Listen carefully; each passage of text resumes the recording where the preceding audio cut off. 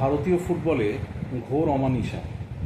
ইতিমধ্যে আপনারা সকলেই জেনে গেছেন যে ভারতের সর্বোচ্চ football league Indian super league বা আইএসএল আপাতত স্থগিত রাখা হয়েছে।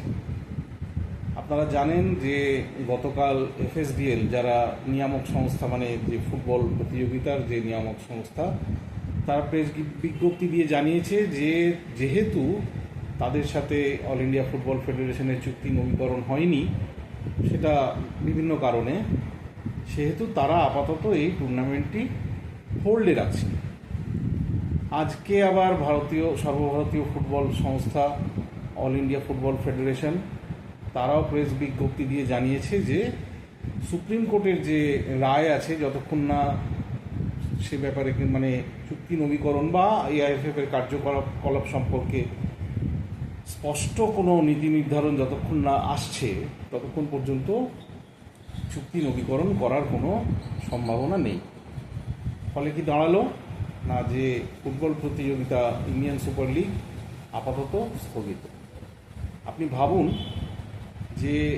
যে কটা দল এই টুর্নামেন্টে অংশগ্রহণ করে, এক তো এই লিগের যে মাথামুন্ডু, সেটা আপনার মাথায় ঢুকবে না। তার কারণ হচ্ছে এই লিগের আপনি আই লিগের যে চ্যাম্পিয়ন সে খেলে ফেলবে সরাসরি, কিন্তু লিগে যারা শেষ স্থান অর্জন করবে বা লিগে যারা শেষ স্থানে শেষ করবে, তারা কিন্তু অবনমনের আওতায় পড়বে না।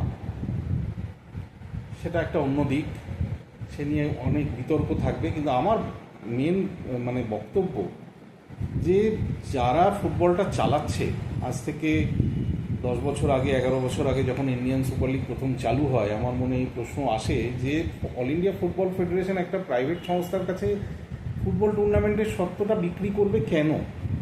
টুর্নামেন্টের রাইটস তো নিজের হাতে রাখবে না। এই যে কর্পোরেটিকরণ করার একটা যে প্রচেষ্টা, তার যে কুফল, সেটা আজ আমাদের সকলের চোখের সামনে একবারে দিনের আলোর মতন স্পষ্ট হয়ে গেল। মুনাফা মুনাফা এবং মুনাফা না থাকলে কর্পোরেট সংস্থা এক ইঞ্চিও এগোবে না, এবং যার ফলে আজকে শহীদ হতে হচ্ছে আমাদের ভারতীয় ফুটবলকে। এমনিতে তো ইন্ডিয়ান সুপার লিগ চালু হওয়ার পর থেকে ভারতীয় ফুটবল বিশেষ কিছু এগোয়নি। বর্তমানে 133 নম্বর স্থানে রয়েছে ফিফা র্যাঙ্কিংয়ে। আমরা আজকে হংকংকে হারাতে পারি না, থাইল্যান্ডকে হারাতে পারি না, আমরা বাংলাদেশকে হারাতে পারি না, যারা র্যাঙ্কিংয়ে অনেক নিচে। ফলে ফুটবলে আমাদের খুবই খারাপ অবস্থা। এই অবস্থা থেকে তোলার জন্য যে একটা দীর্ঘপ্রসারী কার্যক্রম, একটা যে রোডম্যাপ, সেটা কিন্তু অল ইন্ডিয়া ফুটবল ফেডারেশনের কাছে অনুপস্থিত। এই জিনিসটা নিয়ে ভাবার জন্য কিন্তু লোক নেই। আমরা জানি কল্যাণ চৌবে কী করছেন, সেটা অবশ্য আমরা সত্যি জানি না। আমি জানি বলে ভুল বললাম। আমরা জানি না যে কল্যাণ চৌবে কী করছেন বা তার দল কী করছে। কিছুদিন আগে বাইচুং ভুটিয়া বেশ কিছু অভিযোগ আনেন এবং ওনারও কিছু পরিকল্পনা উনি রাখেন, কিন্তু এসব করবে কে? আজকে যে রাজনীতিকরণ হয়ে রয়েছে প্রত্যেকটা ক্রীড়া সংস্থায়, সেই জায়গায় দাঁড়িয়ে ফুটবল বা যে কোনো খেলাকে এগিয়ে নিয়ে যাবার জন্য সঠিক মানুষের অভাব রয়েছে। আমরা ভেবেছিলাম কল্যাণ চৌবে খেলার লোক, হয়তো সঠিকভাবে পরিচালনা করতে পারবে, কিন্তু সেটা তো করা গেল না। জানি না কেন করা গেল না। আজকে যে সময়টা এসেছে, ভাববার সময় এসেছে, ভারতীয় ফুটবল যখন ডুবছে, একে তোলার দায়িত্ব নিয়ে এগিয়ে আসতে হবে প্রত্যেকটা সংশ্লিষ্ট মানুষকে। আমি জানি না এটা কার দ্বারা সম্ভব হবে, কিন্তু সরকারি হস্তক্ষেপের হয়তো প্রয়োজন আছে। সরকার এখনও চুপ করে বসে আছে, কেন আছে আমি জানি না। কিন্তু আমার আবেদন থাকবে দেশের প্রধানমন্ত্রী, দেশের ক্রীড়ামন্ত্রীর কাছে, যে আপনারা দয়া করে ভারতীয় ফুটবল ফেডারেশনে হস্তক্ষেপ করুন।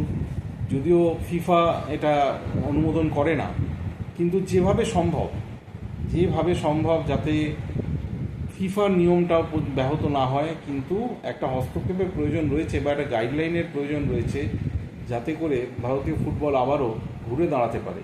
ইন্ডিয়ান সুপার লিগ বন্ধ হয়ে যাওয়া মানে ভারতের সর্বোচ্চ লিগে খেলা দলগুলোর আগামী মরশুমে খেলা বন্ধ, আর্থিক ক্ষতি, এবং ভারতীয় ফুটবলকে আরও কয়েক ধাপ পিছিয়ে নিয়ে যাওয়া।